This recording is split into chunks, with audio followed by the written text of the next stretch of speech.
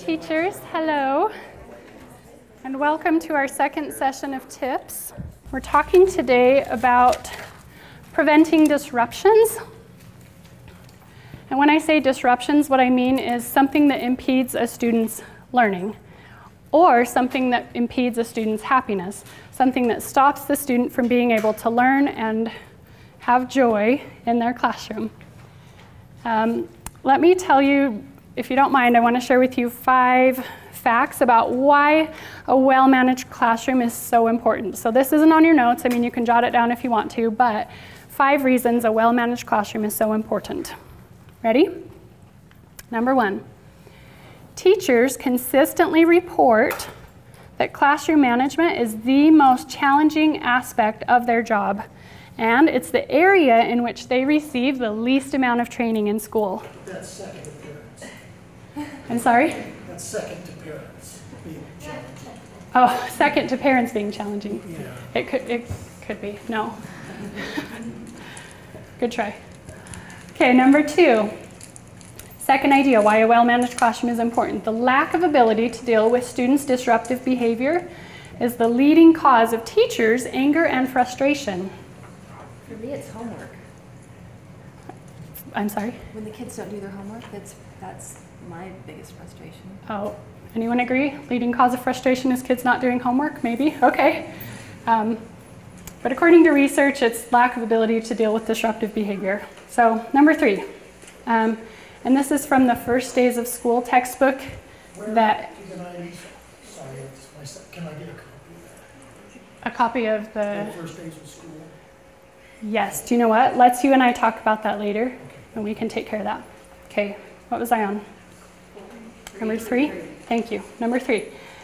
Of the 28 factors, this is Harry Wong, of the 28 factors that impact student learning, classroom management is the most important.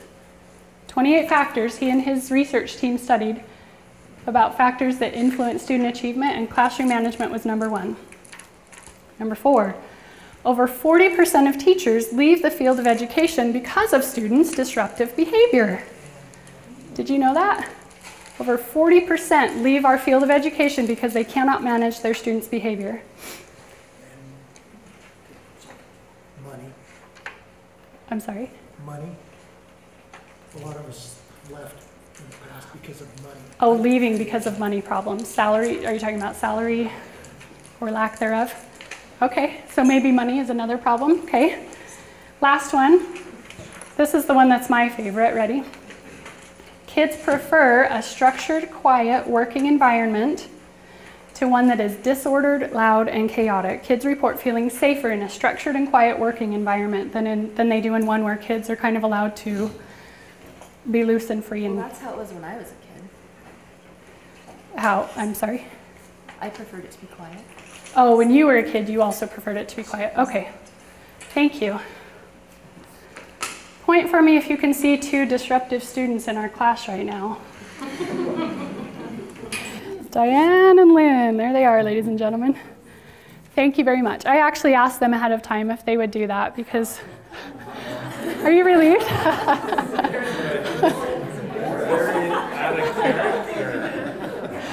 I know. Let me tell you what I wish would have happened. I wish we could have had a hidden camera up here on your faces because so many of you were turning to each other going, is she for real? Did he just say that? That was his 3rd comment. Thank you for doing that for me. They're good sports. Okay, let me tell you why I did that. Beyond it's just almost 5 o'clock and we needed a laugh. The reason I asked them to do that is because in the classroom, kids calling things out and making comments without waiting to be called on is the number 1 cause of disruption in the classroom. I have never yet, as a coach, I've never yet been into a classroom where there were severe classroom management problems, and this wasn't at the heart of it, where kids were just calling out all day long. So we want to talk today, thank you, extensively about call-outs. That's the main disruption we're going to talk about, because if you can prevent call-outs, guess what? 90% of your other problems go away. Do you believe me? It's true.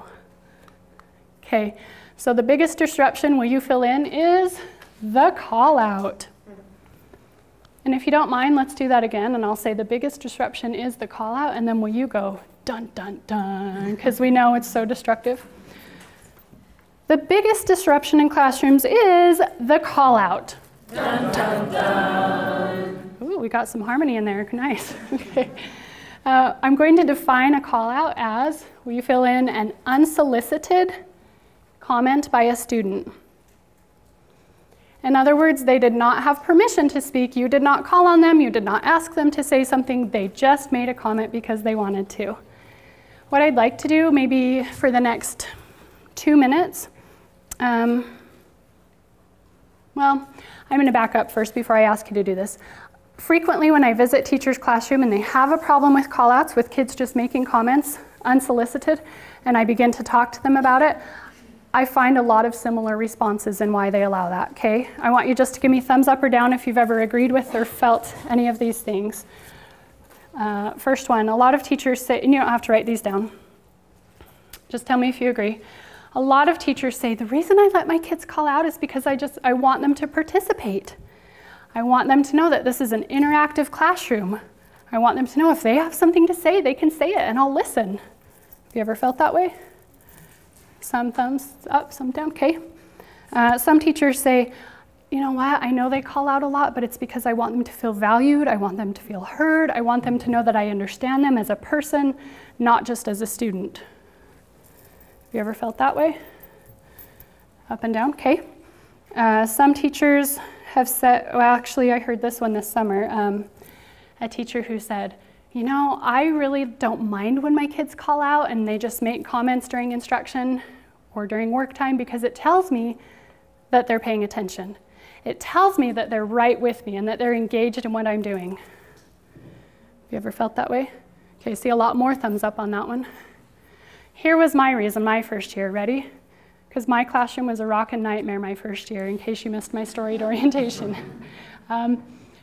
I really believed, teaching first grade, that first graders were not capable of raising their hand to speak. If you had asked me, I would have told you in a very professional tone of voice, oh, developmentally it's just not appropriate to ask first graders or kindergartners or preschoolers to raise their hand to speak. Developmentally inappropriate. Have you ever felt that way? You guys are further ahead than me, let me tell you. Okay, here's what I want you to do. Regardless of whether you feel that way or have felt that way, thinking a little bit about Cute Lynn and Diane and their call-outs or experiences in your own classrooms, would you list for the next maybe 2 minutes just on your own, what do you think are some potential problems with allowing kids to call out in the classroom? I'll tell you in a minute what research says, but you tell me first, what do you think are some potential problems with allowing call-outs? Okay, it's all right if you're not quite done, but can I have a few people just raise their hand and share an idea? What do you think might be a problem with allowing kids to call out? Marnie? The kids that do raise their hands, they aren't encouraged to continue doing that because somebody else has already given the answer and they don't really get that chance. Okay, so if I'm willing to raise my hand, but somebody else beats me to the punch, so to speak, why do I bother keep raising my hand? It doesn't validate their willingness to follow the rules. Okay, great. Another idea? It doesn't require the silent majority to be engaged in the lesson. Okay, it doesn't require the silent majority to be engaged in the lesson. In other words, you've got one kid who's perhaps really engaged, one kid who's participating. What about the 90 and 9 that aren't? Because that's how big our classrooms are, right? Just kidding. Okay, I saw another hand. Chad, was it you? Andrew?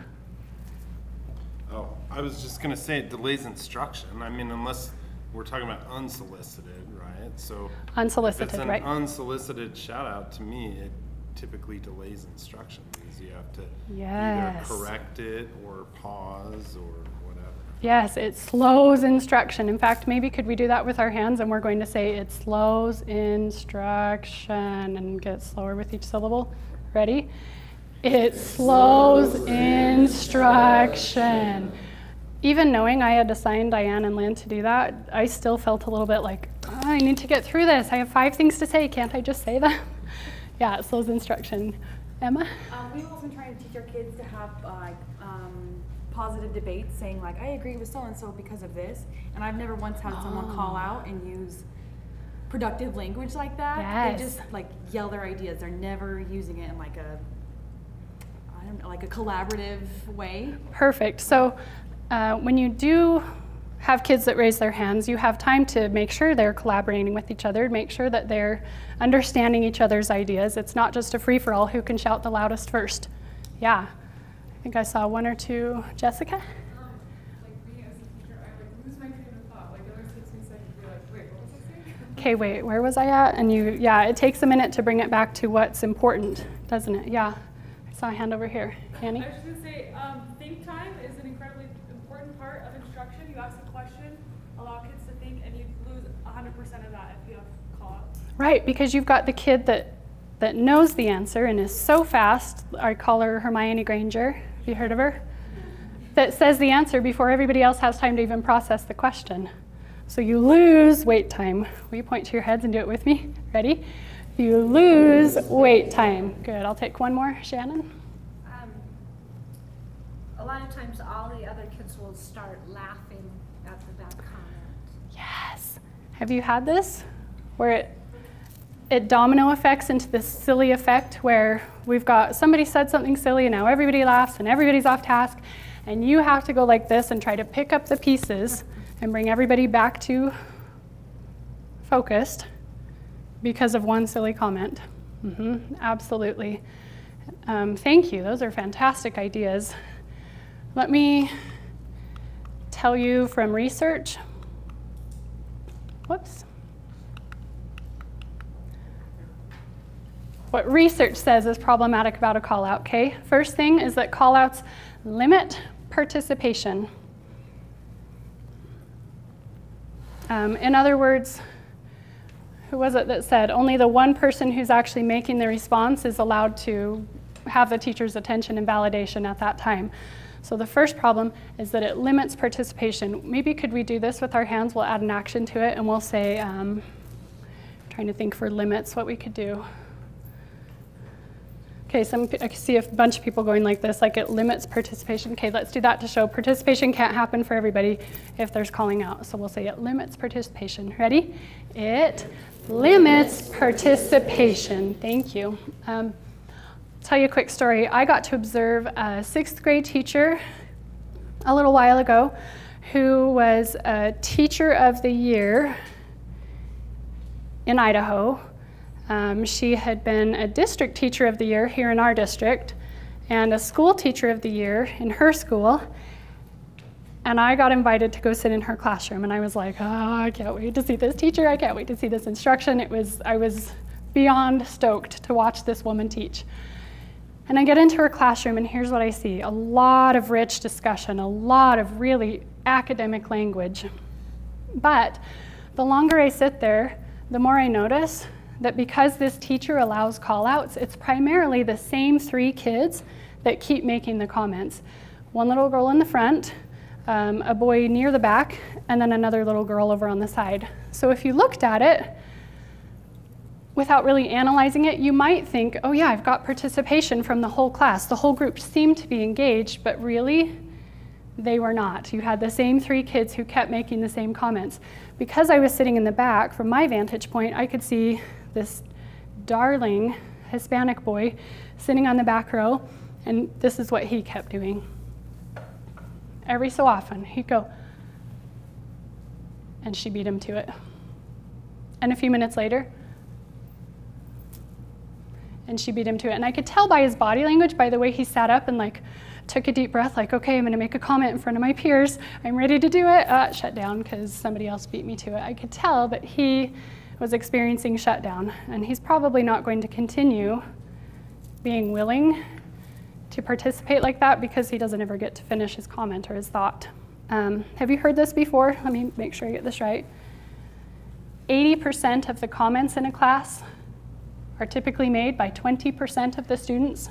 Is that familiar to anyone? Some of us? Let me say that again. 80% of the comments in a class are typically made by 20% of the students if the teacher allows call-outs, if the kids are allowed just to call out when they want. If you don't mind, Okay, and in case you missed orientation, let me tell you why I keep doing this. It's not because I'm a dork. Maybe I am.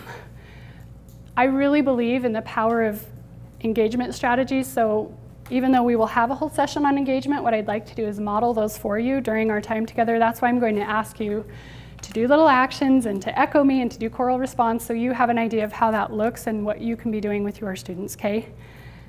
So if you don't mind, what I'd like us to do to show 80% of the students is maybe we'll do our large arms, right? And we'll say 80% of the comments made by 20% of the students. Can we do that, starting 80%? Ready? 80% of the comments made by 20% of the students. Thank you. You okay, Paige? She's kind of like, did I get it right? Okay, next one. Callouts also increase noise throughout the day. Teachers that allow callouts have noisy classrooms throughout the day, not just during instruction when the callouts are happening. For this one, could we maybe start small and get louder and louder with each word? Callouts increase the noise throughout the day, and you can be as loud as you want on the last one, I don't care. Starting callouts, ready? Callouts increase the noise throughout the day. Thank you. Oh, I have tingles, thanks. I'll tell you about a third grade teacher. She's really, really darling. She called me last year and she said, Sarah, I am not exaggerating when I say there is a dull roar in my classroom all day long. Who's heard the roar? Who knows what she's talking about? I've heard it. When I went in and visited her classroom for the first time, guess what I immediately saw was a problem? Call-outs. Yeah, she's allowing call-outs during instruction. We talked later about that, and I said, here's the problem. When you allow call-outs, you send the message that the kids can talk when they want, that talking in your classroom happens on their terms, not on yours. And if the kids control the conversation, they control the classroom. Can I say that again? If kids control the conversation, they control the classroom. Because conversation is such a huge part of a classroom and of us as humans.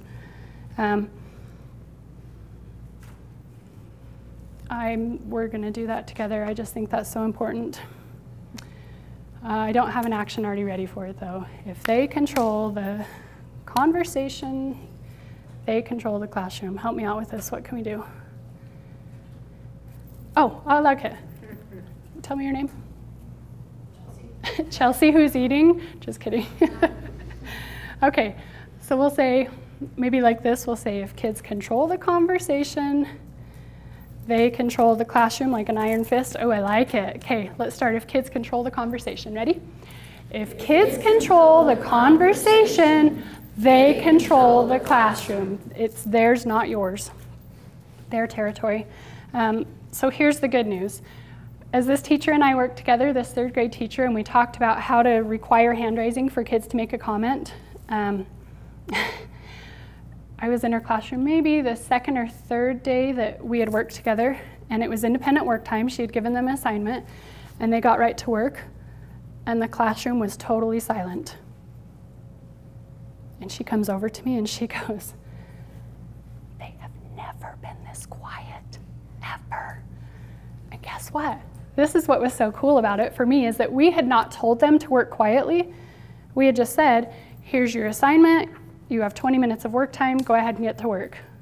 But because that teacher had taken back control of the conversation, it was kind of like a freebie, like a bonus that the kids now were willing to talk on her terms, not on theirs. Does that make sense? Okay. Last one, number 3, then I'll give you a minute to talk in partners.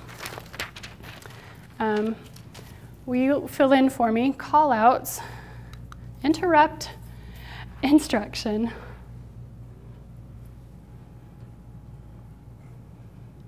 Just as I was thinking through these in my head earlier, this was my favorite one that I thought we could do an action with. I think it would be funny if we said, call-outs, interrupt, and then we stopped like we're interrupted and we can't finish. Don't you think that'll be cute? Okay, can we do it together and we'll pretend we're going to instruct, starting call-outs. Ready? call outs, interrupt, instruct. Oh, I can't even finish my thought because Lynn has something funny to say. Just kidding, Lynn. Which I think you'll probably agree is frustrating for teachers and for students. Do you agree? Have you felt this before? Yeah, it's frustrating when somebody's thought is interrupted. The 6th grade teacher that I went and watched, who was such a master at leading this language-rich discussion, got to a point in her Elevate lesson when she wanted to tell the students a story to illustrate what she was talking about. And as she started to tell them this story, it was about a well on her property, this little boy pipes up and says, "Wait, what's a well?" And she says, "I'll get there, wait just a moment." So students, at this well on my property, which is a place where you dig down into the ground to get the water, and another little kid calls out, "Ew, gross. That would be dirty." Okay, it would be dirty, but that's not the point. Listen, as we had this property with a well on it, and as we dug up this water from it, and somebody else interrupts again, "Why don't you just turn on the sink?" And these kids keep calling out, and she cannot get a word in edgewise because she's allowed them to call out all morning, and they don't realize now that it's time to stop. So what does she finally do? She resorts to anger. And she finally claps her hands. I'm not exaggerating. This is what she did. She claps her hands, and she says, "Students, stop. My turn."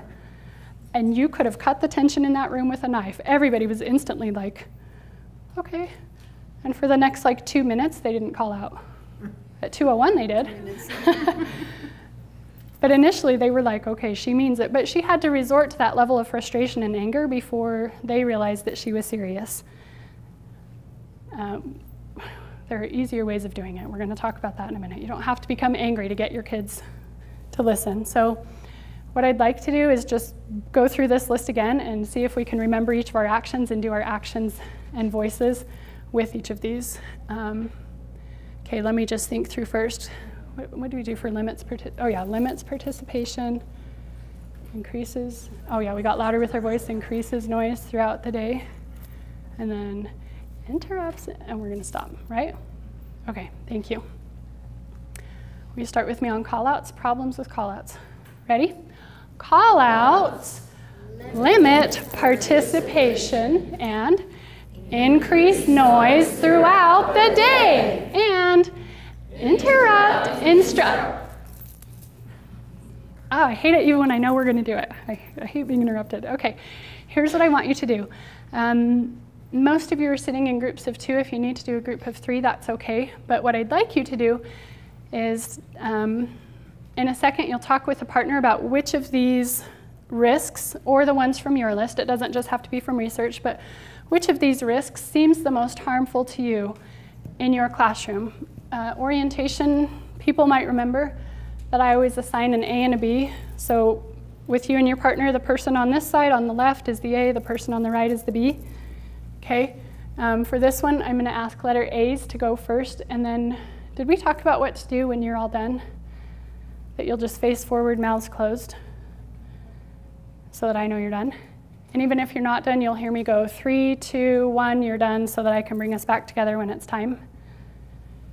Some of you are nodding like you remember, some of you are like, nope, nothing. Okay, letter A's, will you answer it first? Letter B's, you'll just go as soon as they're done, but take maybe a couple minutes, talk about which of those risks seems the most harmful to you. Go. Thank you. If I draw your stick, will you tell us what you and your partner said about which of these risks of call-out seems most harmful to you? Elise? Me. We talked about limit participation and indirect instruction, but the one I was talking about was indirect instruction, because I have one student who just always is talking about what his dad did, and his dad did this, or just so slowing us down, and just we don't get through things because, and I hate to cut him off because I don't want to be rude, especially when he's already started. I don't know. And limiting participation, it just is only the same few people talk, and then nobody else is even with the group because they're not. Right, and it's interesting that it doesn't matter what age group you work with, whether you work with preschoolers or adults, that 80-20 statistic proves true in every setting, that 80% of the comments are made by 20% of the students. But it sounds like your little guy also is getting you off topic. So not only is he interrupting instruction, but he's sending the kids' minds elsewhere. Great. Draw maybe one or two more. Kara. Oh, Kara's not here tonight. Natalie? Sorry. We also talked about interrupt instruction.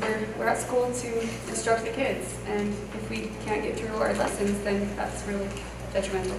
Then we lose the whole point of being there, right? Yeah, absolutely. So we have to be able to get through instruction to accomplish our goals as teachers and their goals as students. We have another Natalie. Do you want to comment too, Natalie? Yeah, where we're specialists, we only have that class for 40 minutes. So our interrupt instruction was a big harmful to us because by the time we're done giving that instruction, it's time for them to go and we don't see them again for another week. Right, especially if you're a specialist. Boy, you've got to make the most of that 40-minute segment, don't you? Thank you. There are probably other ideas, but for sake of time, I'm going to move on because I want to show you a video. Okay, so here's what happened. I went into a classroom and allowed the kids to engage in call-outs. I told them, I didn't tell them they could call out, I just made the mistakes that a lot of teachers commonly make in order to encourage them to call out. Because it's my very firm belief that if you have call-outs in a classroom, it's the teacher's fault, not the kids. Is that hard for you to hear? We're going to talk about how to fix it, so don't panic. Okay, here's what I want you to notice. I want you to notice as I go through this, as the teacher, that sometimes I'll praise the kids for being quiet. I'll say something like, ooh, listen how quiet you are, good job. Sometimes I'll correct them. I'll say, oh, it's my turn right now, because a lot of teachers do that. They praise and correct simultaneously. But usually, will you fill this in? Usually, I validate the call out. What I mean by that is that I continue engaging in conversation with the student. So an example of that would be like the kid says, hey, I'm hungry, when's lunch? And you say, in 20 minutes, right? You've just answered the question. Or a kid says, hey, the sky is green today. And you say, no, it's not, it's blue. Even though you're disagreeing, you're still engaging in conversation. You're still promoting the interaction. What I'm going to ask you to do is, on that line right there, count how many validations you hear. How many times do you hear me, as a student makes a comment, say something that perpetuates the conversation? And then I will tell you as we go. Okay, so don't start quite yet, Craig. In this segment, you're going to hear, listen at the end, you'll hear a comment that's kind of silly. Somebody said, like, that one kid makes a silly comment and everybody else collapses into giggles. You'll see that happen, okay? But mainly what I want you scoring are the validations. How many times do I perpetuate the conversation that the child starts? Okay, thanks so much. Ooh, and listen how quietly you're sitting. Good job. Okay, here's the first one.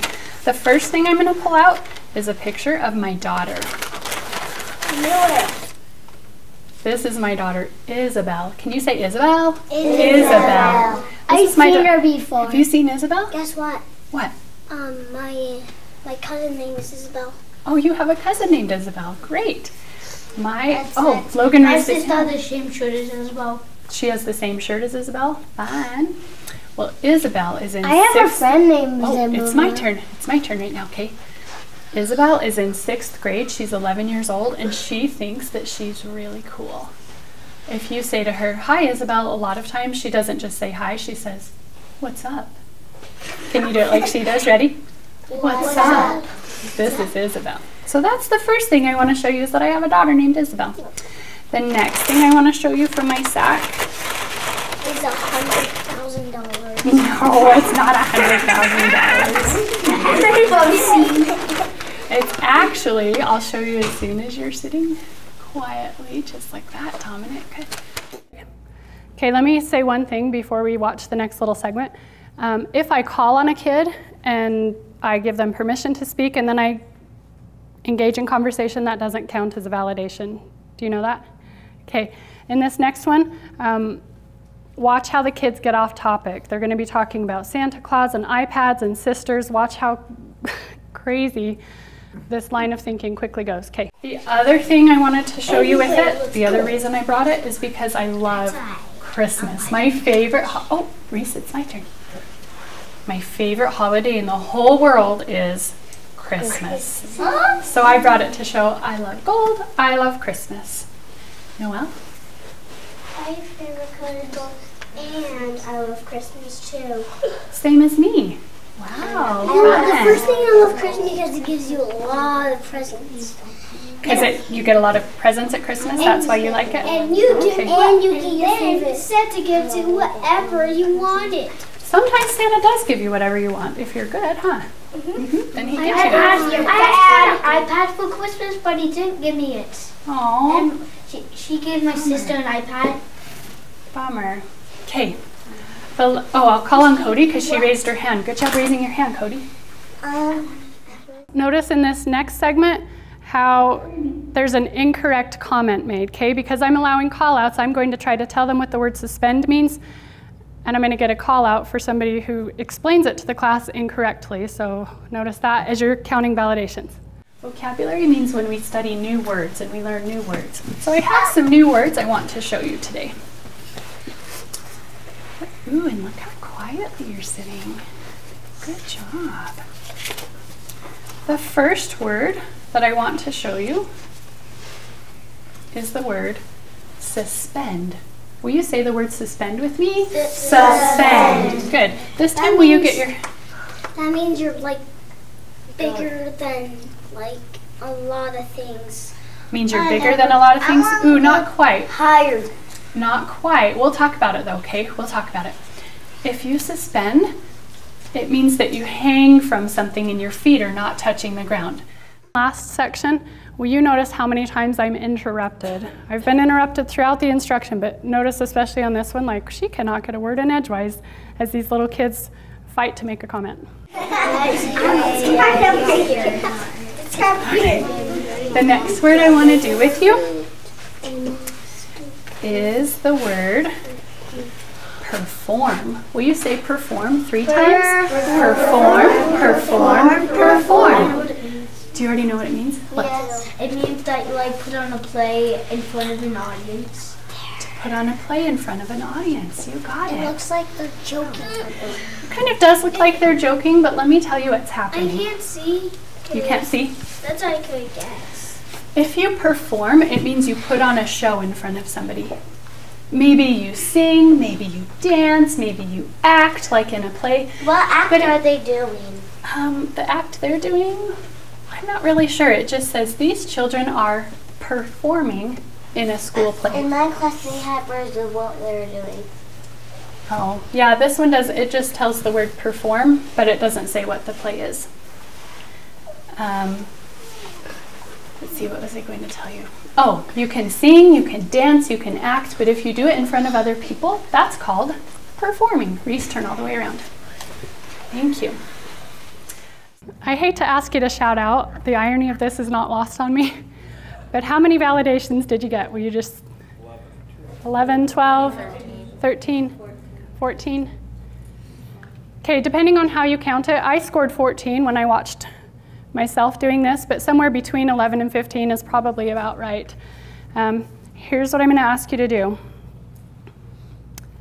And we're going to do this quickly because I want to have time to talk about the good stuff, which is how do you stop this from happening, okay? Will you spend 1 minute talking to your partner about what insights you've had about call-outs, or what sort of aha moments have you had about kids calling out in the classroom? This time, letter B's, will you go first? 1 minute, go. Okay, I'll draw maybe 2 or 3 sticks. Would you share with us an insight or an aha you've had about call-outs? Marnie? You don't get the intended information. You're giving them information by answering their questions, but it's not what was intended for that day. Okay, so you waste a lot of conversation on topics that don't really matter. Right, not that day. I mean, they might be important, but it's not important that you accomplish that day to get to that project or whatever. For me, that's the way I feel. Okay, so your calling out does not take us from A to B to C through the Common Core standards, right? It takes us maybe down a road where we're talking about iPads and Santa Claus, and really we don't need to go there. Recess, maybe that would be appropriate, but not during instruction. Okay, another one, Ashley. Be brave, Ashley. We were just talking about how watching the video of you and the kids, I feel like kind of thinking about classroom instruction, like sometimes I don't realize that I'm like validating like a call out just because like just today a little bit you know, just like you were saying kind of, and so it's something that I'm going to keep more in the forefront of my mind. Okay. Sometimes an automatic just. That's how we talk as humans, don't we? If an adult comes up to you and asks you something, you don't say, oh, I haven't called on you. That's just how we talk. So it's natural to do that in a setting with kids. In fact, let me tell you something, Ashley, that may or may not make you feel better. I have never yet been in a teacher's classroom and told her that she's validating what the kids are saying with their call-outs without her going, I am? No, I don't. And then as we go through and she starts instruction and she validates, I'll go, that was a validation. Validation. Validation. I'll just start holding up a V for validation every time you do that. And it's like, I had 20 validations in a 20-minute period. What? I didn't think I was doing that. We just don't notice that we do it, do we? Okay, I'm not going to draw another stick. But hopefully you've had some ahas about the dangers of call-outs. How do we handle call-outs? Ready? I wonder if you could answer this before I show it. It starts with a clear expectation. Yes, it does. It starts with a clear expectation. In other words, you should make it a rule and you should practice following that rule. Okay, here's your chance to show off just a little bit because Craig Ashton, some of you may know him already, used to be the director of elementary education. He's now the director of instructional coaching. And he missed our section of orientation because he was with the secondary teachers. So Craig, we're going to show you what we learned, if you don't mind, okay? How are we going to teach expectations? What format should we use to teach expectations? Any sort of acronym or anything? Andrew raised his hand. Andrew? Tempo. Tempo. Okay, ready? T stands for? Tell expectations. Oh, I'm testing you. I know you haven't looked at this. E stands for? Explain why. M is for? Model. P is for? Practice. O is for? Offer feedback. Can you do it faster? T, tell expectations. E, explain why. M, model. P, practice. O, offer feedback. Right. It starts there. Are you surprised by that? As we teach kids how to raise their hands to make a comment, we're following tempo. You're going to see this in a moment in the video, so I'm not going to say more about that right now, but callouts also require, and I did put this in capital letters on purpose, non-validation. Will you write that?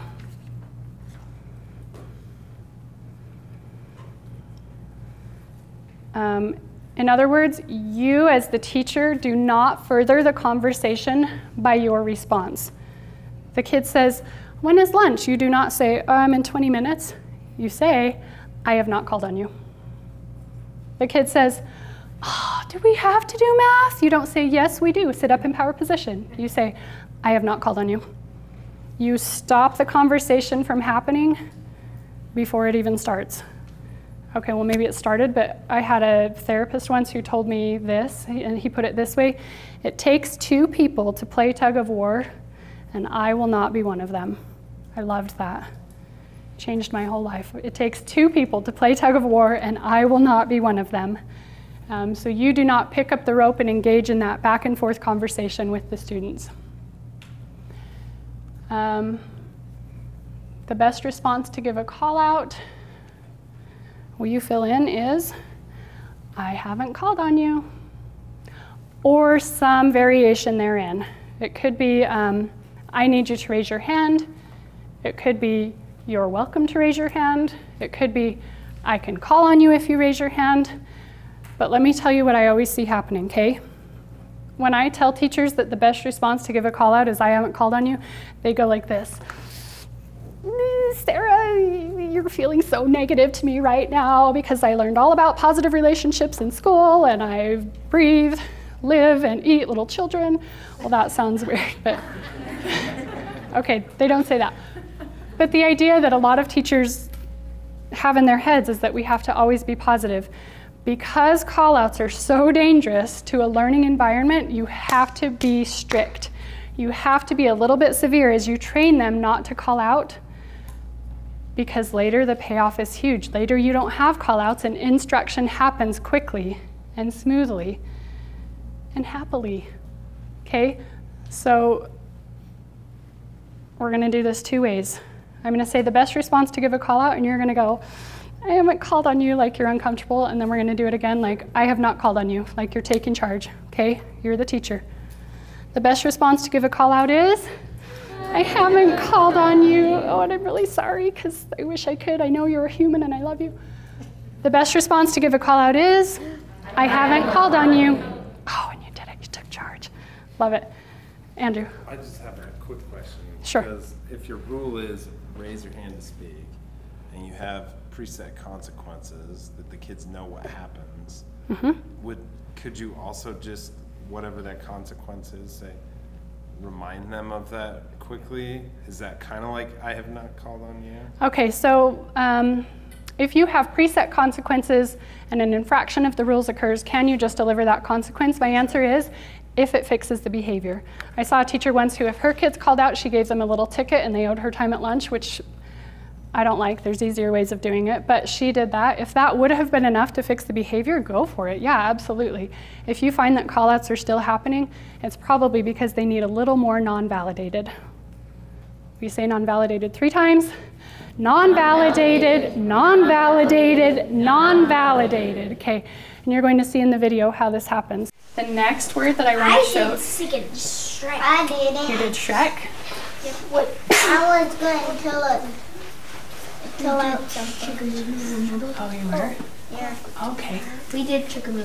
Chickamoo. Did you? Okay. It's called Chickamoo. We did Moana. You did Moana. Did you? Okay. You know what, first graders? I want your eyeballs on me because I think we need to have a talk about something. Go ahead and sit flat on your bottom. Reese, fold your legs just like Allie and put your hands in your lap. Okay, look at my eyeballs just like Mark so I know you're listening. Susan, just like that. I've noticed a problem that's happening.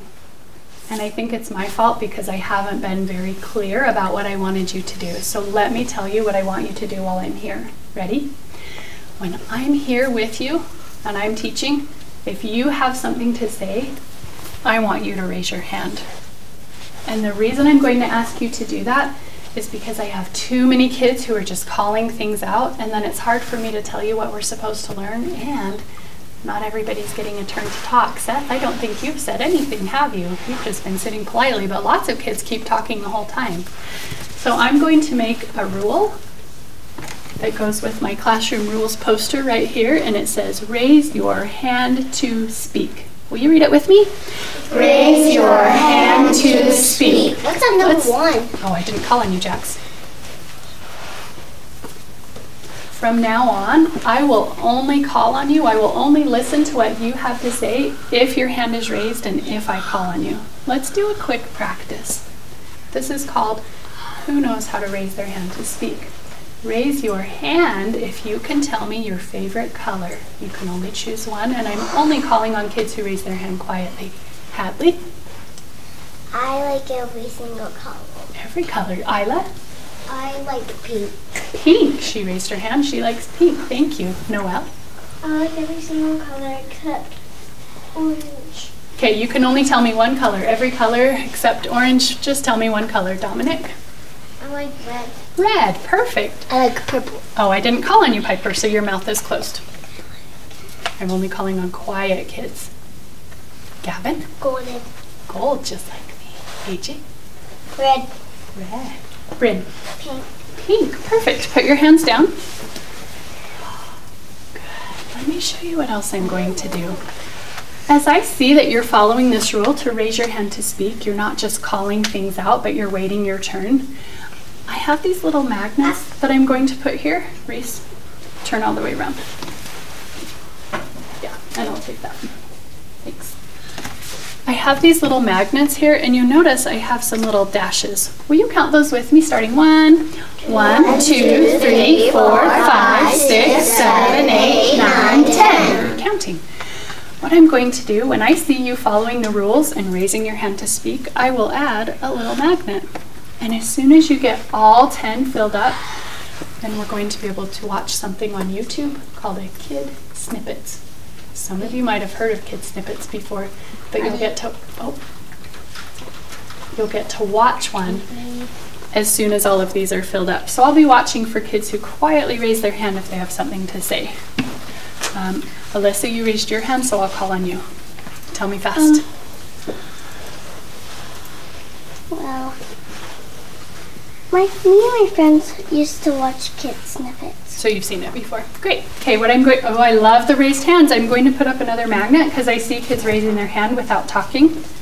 But I'm actually not going to call on you, so you can put your hands down and I'm going to show you our next word. Our next word is serenade. Will you say serenade? Serenade. Serenade. You got it. Serenade means when you sing to somebody. Okay, here's what I want you to notice. As I go through this vocabulary card, I want you to notice that I'm saying things and doing things now that I would not have been able to get through in the earlier video, but the kids are allowing me to get through it, and it's a smoother flow of instruction because they're starting to learn not to just call out and make comments unsolicited. So will you kind of watch for that as you keep scoring call-outs, validations? Okay. So the story on this card that goes with these two people says, Kai, that's him, Kai serenades his friend with a special song. That means he sings a song to her. Here's a story about Serenade. Oh my goodness, and I love how quietly you're sitting. Nobody's calling anything out. Wow, very nice. Here's a story about Serenade. When I was in college, there was a guy that came to my door once. He knocked on my door. And I opened it and I said, "Oh, hi, Josh." And he said, "Hey, Sarah." Can you do it like he did? "Hey, Sarah." And he said, "I brought my guitar over because I wanted to show you something." And I said, "Okay." So he came into my house and he sat down on the couch with his guitar and then he started to play the guitar. And after a minute of playing the guitar, then he started to sing. And this is what he sang. "Sarah, eyes so brown, Sarah, like chocolate, Sarah." And as soon, the more he started singing, raise your mouth is closed. The more he started singing, the more I went, "Oh no," because I was so embarrassed. And when he got done singing, he said, "Sarah, I have a question for you." And I said, "What?" And he said, "Will you be my girlfriend?" And I said, "No, I won't." Can you do it like I did? "No, I won't." And I said, "I will not be your girlfriend," even though he liked to serenade. So when we say the word serenade, will you go serenade like you're singing it? Ready? Serenade. Good. Put your hands in your lap. Just like that. Thank you. Okay, let's look at your numbers. By the way, that's a semi-true story about Josh. He did come over, he did play his guitar for me. He didn't sing a song about my eyes being brown as chocolate, and I did tell him no, I wouldn't be his girlfriend, but I did it very gently. Oh, I'm already in a relationship. You've just never seen him. Okay, how many, just show me with your fingers, how many interruptions did you count that time? Okay, the number I see the most of is 4. I see a couple 5s, but I see mostly 4s. How many non-validations did you count? Will you show me that? I see mostly 4s. Okay. It's okay if you didn't get the right numbers. There's no penalty. But what I hope you noticed is that when there was a call out, there was a non-validation. A lot of teachers say, should I just ignore call-outs? For the most part, no, you non-validate it. You say, no, I haven't called on you. Oh, you can raise your hand. You do not acknowledge the call-out. Okay, let me tell you what I think the hardest thing will be for you. I think the hardest thing as teachers is when you have a kid that makes a call-out, and the call-out is really beautiful. And you can tell that they're right with you. You can tell they're engaged and paying attention. When I student taught in 5th grade, I worked with Karen Merritt. Does anyone know Karen Merritt, if I say her name? I love Karen Merritt. I adore Karen Merritt. She's fantastic. Such a master teacher. I student taught under her, and she said to me once during that student teaching, Sarah, I'm loving some of the things you're doing, but you've got to quit acknowledging the kids when they call out comments. It's interrupting the instruction. It's slowing things down. That's why you're not getting through everything, is you're acknowledging their call outs. And I said, okay, I can totally work on that. So I got up to do my next lesson. We were talking about the civil rights movement. And as Matt made a comment that was silly, it was really easy for me to be like, Matt, I didn't call on you. And as Joel made a comment that was kind of off topic, Joel, I didn't call on you. And then I said, fifth graders, we're going to talk today about an idea called segregation. And darling Maddie from the middle says, oh, I know what segregation means. It means the separation of the races because you don't like their skin color. And I said, yes, that's right. That is what it means. And Karen, standing in the back, started going like this. You cannot validate that call out, even though it was beautifully crafted. Okay, will you fill this in with me? It does not matter how eloquent, clever, or accurate the call out is. If you acknowledge it,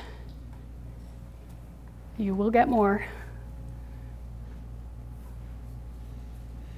And since we have cute Hermione Granger here, maybe could we use our British accent and we'll say it does not matter how eloquent, clever, or accurate the call out is. And then we'll just keep talking in a British accent because it's kind of fun. Okay, the British always sit up straight. Have you noticed? Go ahead, sit up straight. And we're going to start, it does not matter. Ready? It does not matter how eloquent, clever, or accurate the call out is. Thank you. I know that was unclear at the end, but thanks for humoring me. Before we fill in the next part, I'm going to tell you a quick second story.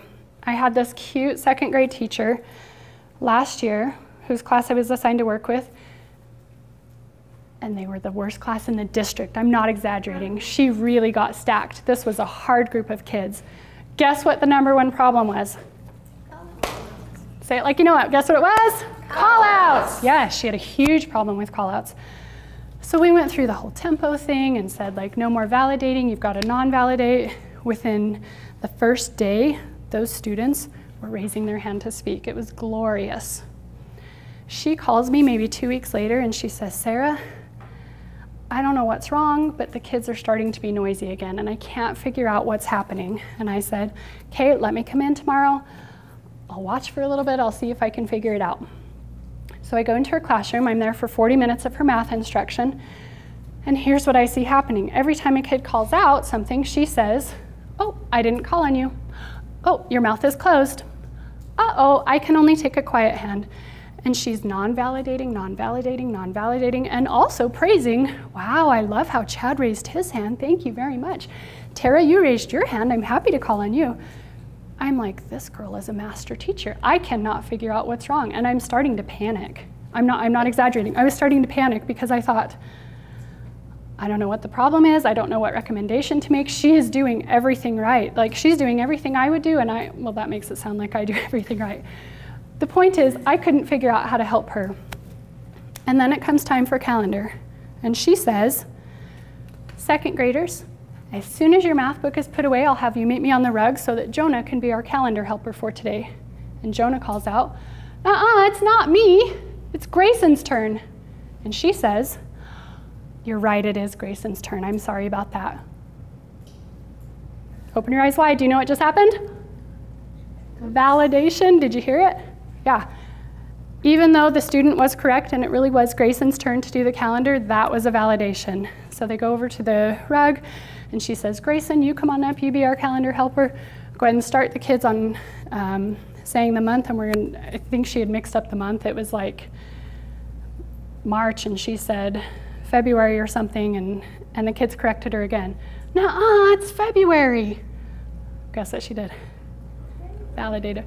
Oh, I'm sorry, guys, it is February, you're right, I'm sorry. Oh, but remember next time to raise your hand. It doesn't work that way. Shake your heads. It doesn't work that way. You have to non-validate from the outset. Does it matter how eloquent the answer is? No. How clever? No. Get louder. How accurate? No. It does not matter. If you validate it, you will see an increase in them. So the point of this is, if you are persistent, you will get it. You can get kids raising their hands, but you have to be consistent to keep it. If you are persistent, you can get the behavior you want, but you also have to be consistent about them meeting your expectations. Let's add an action for that. What comes to mind for persistent? Will you just show me if you are persistent? Okay, see a lot of people going like they're going to work through it. We've got some fists going on, okay. So maybe we can say if you are persistent, you will get it. What comes to mind for consistent? If you are consistent, like you're going to do it every single time? Okay, perfect. So we'll start now I've forgotten. If you are persistent, like we're working through it. Okay, ready? If you are persistent, you will get it. If you are consistent, you will keep it. And I would do this to show like you will keep the kids with you. They won't dissolve into chaos. I promise. Yeah, question? If all the kids started shouting at her, should she have said to all the kids, you know, I didn't want it to you? Like, yes, let's do it. Should we do it? Okay, let's do it. So I'm going to say, as soon as your tips binders are put away, then we will have Tara come up to do calendar, and you're all going to start shouting at, not all of you, because in a real class, no, it did happen in this class. Okay, so all of you can do it. And you're going to say, no, it's Katie's turn. Katie, can you be the calendar helper? Okay. Teachers, as soon as your tips binders are put away, then we will have Tara come up to do calendar for us. It's turn. Oh, no. I did not call on anyone. I'll take a quiet hand if somebody wants to tell me what's right. So do you see, it's fine if they correct me. I'm happy to be corrected. I'm often wrong. But you still have to solicit for the attention appropriately. And I saw a quiet hand over here. Annie, we're going to pretend it was you. Annie? It's Katie's. Oh, is it actually Katie? Okay, so Katie, then we'll have you do it. Annie, appreciate you raising your hand to say that. Thank you. So even if the comment is valid and accurate, you still respond the same way. Oh, no, I didn't call on you. You're welcome to raise your hand. Tara? What I get a lot of my first graders doing is raising their hand, like you're supposed to. And then I call on them. And there's comment or their questions is literally on topic. Or like, it's like, how much longer is the lunch teacher? Or whatever. So it's off subject, but they raise their hands. Okay, so they did the first part right. So they did raise their hand, but you just didn't like what they had to say, right? Because it just wasn't really relevant. It wasn't helpful. Okay, in that case, here's what I usually do. Get ready to grimace, because this might feel mean to you. If they say something that's not appropriate at that time, I say, we're actually not talking about lunch right now. Right now we're doing phonics, and I don't even answer it. Are you dying? I don't even answer it, because if you do, you teach them that as long as you raise your hand, you can get me off topic. So unless it's an appropriate time to talk about it, I don't answer it. Okay, let's,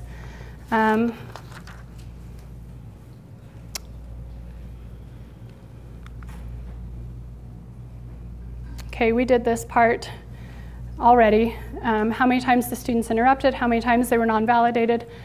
When you do this, the result is that your students can learn, right? Because your instruction is not so interrupted. You have time to get through it. And they can have fun.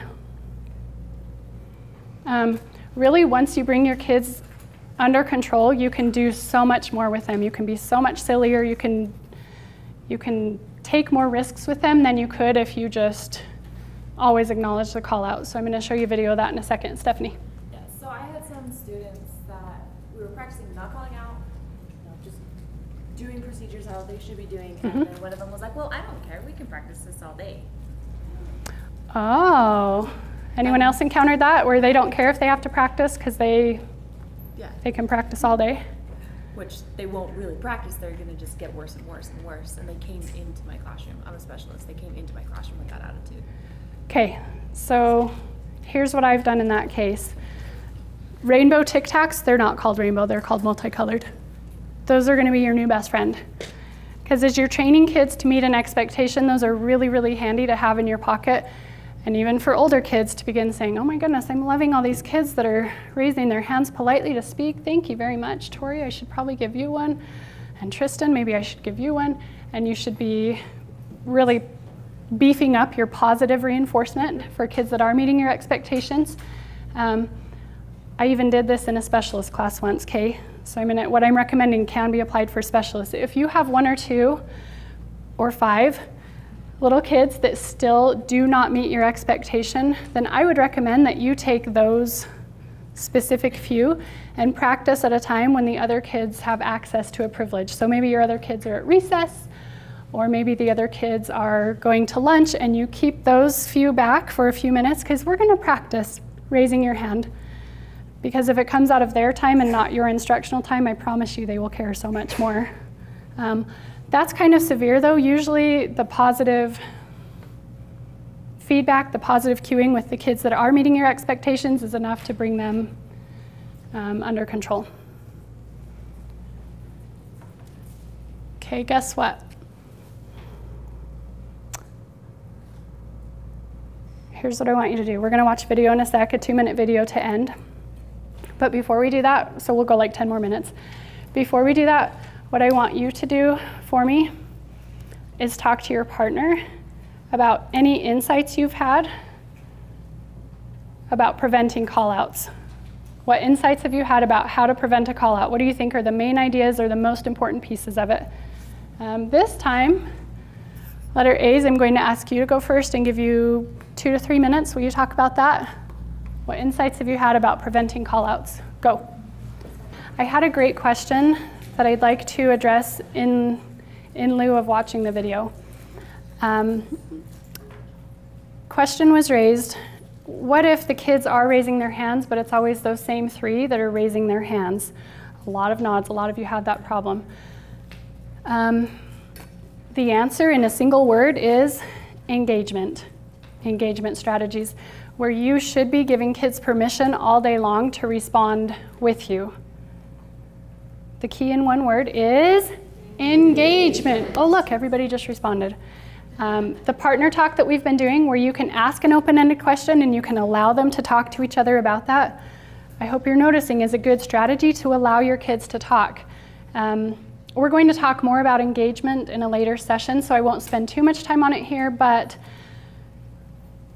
you should be using engagement strategies where the whole class is responding, where the whole class is doing, the whole class is moving. And then one other idea, sticks with student names on them. And so if you do have a question, you don't have to always ask for hand raising. You can draw sticks to make sure that you have equal representation of the group. Yeah. So with the sticks, once you draw their name, then are they just checked out because they're not going to get called on? Oh, I get this question all the time, all the time. I can't believe I didn't think to say anything about it. If you draw their stick, so for instance right now, are you nervous? Becky? She's not here tonight. If I draw Becky's stick, then do I put it back in so that I can keep drawing out of those? I don't. And a lot of teachers kind of panic and they say, yeah, but if you take Becky's stick out of your banded group and you put it just into the loose abyss, she knows she's already had her turn and she's not accountable anymore. You'd be surprised how often throughout the day kids forget where you're at and whether they've had a turn or whether they haven't, whether the sticks have started over or whether they haven't. I have no problem just putting the sticks back in a loose pile so that I know which ones still need drawn, so that everybody gets a turn. Lynn? I have a pot with a cup inside it. The kids don't know that the ones inside the cup haven't been called yet and the ones outside the cup have. I just put it back in. Okay. Inside, outside of the cup, the inner cup. So he's very sneaky. Okay.